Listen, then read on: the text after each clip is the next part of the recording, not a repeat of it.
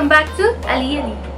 Second pure Tagalog video ko ngayon. Yung una yung Divisoria haul at ngayon Taytay haul. At lahat ng ipapakita kong items galing lang sa My Soul and Freedom. Items muna tayo galing sa My Soul. At una ko talagang binili, ito.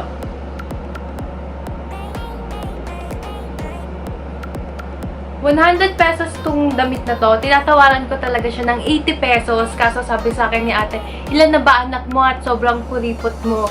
Kaya naman ako. So, tinawaran niya na ng ₱90. Kaya from ₱100, ₱90 ko na lang siya nabili. Pants para sa work.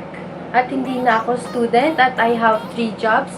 This is only for ₱100.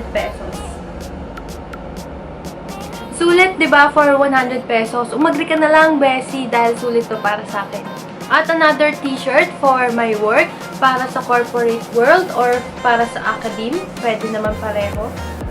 This is for ₱100 at tinawaran ko siya ng 90 na lang. Buti pumayag si ate na 90 na lang kasi pang wholesale talaga dapat yung ₱90. Thank you, ate. Sando naman, maroon. Ito, pwede to sa lahat. Pwedeng pang casual, pang gala, pwede rin sa corporate world, sa office, lagyan mo lang ng blazer, pwede rin sa pagiging professor ko. Yun. Ito, ₱100, pero pumayag na ₱80 na lang. Kaya, yay! Ito, pang gala lang talaga, hindi na siya pang office. 150 tong t-shirt na to, medyo namahalan nga ako, pero ang ganda eh. At natawaran ko ng ₱140. Carry na. Napansin ko dun sa Taytay, ang daming style na ganito. Yung butas yung sa may shoulders mo. Puro halos ganun yung nakikita ko. Tapos floral din. Yung last item na nabili ko sa My Soul ay para sa mama ko. Dahil hindi ko siya kasama at friends ang kasama ko sa shopping. Ito, pink na yan. Butas ulit yung sa my shoulders. At binili ko to for ₱150. Medyo mahal din. Yun lang yung mga binili ko sa My Soul. Ngayon, punta naman tayo sa mga binili ko sa Freedom. Itong jumper, denim jumper sa Freedom, ₱350. Pero natawaran ko hanggang ₱330. Pwede siyang 300 kung dalawa yung bibilin ko. Pero isa lang. May color pink na ganito. Mas gusto ko sana kaso hindi siya fit sa akin. Sobrang luwag, sobrang laki. Next, cardigan! Ito, ₱100. Tawad ulit, 90 na lang. Sayang din yung ₱10 na matitipid mo, Bessie. Pamasahe din yon. Kaya kung makakatipid ka, go lang ng go. Tawad lang, kung payag naman. Ando ulit para Coachella vibes. This is for ₱75. Hindi ko na maalala yung original price niya, 100 ata, tapos yung 75 tawad kasi tatlo.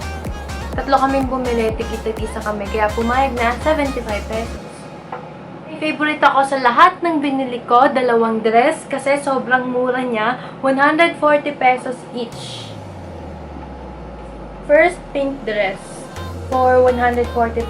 O, diba? Mas mura pa yung dress kaysa sa mga t-shirt. Eh, mas marami namang tela tong mga dress. Ito. Yan, pink. At, yung isa ko pang favorite na nabiling dress for ₱140 ay color green. Itong green, bet na bet ko siya. Pwede rin siyang pang office. Pero ngayon, na-realize ko na sana dinamihan ko pa tong dalawang dress na to. Dinagdagan ko pa kasi bihira ako makakita ng below ₱200 lang na dress at for ₱140. Sobrang mura na siya. Yung mga t-shirt nga na unang nabili, ₱150 na eh. Mas konti naman yung tela nun kaysa dito, diba? Marami namang telang ginamit dito sa dress na to. Ewan ko, yun yung logic ko. Naghahanap ako ng side na hindi masyadong maliwanag kasi nawawalan ako ng kilay sa ilaw. Nasa tapat kasi ako ng bintana.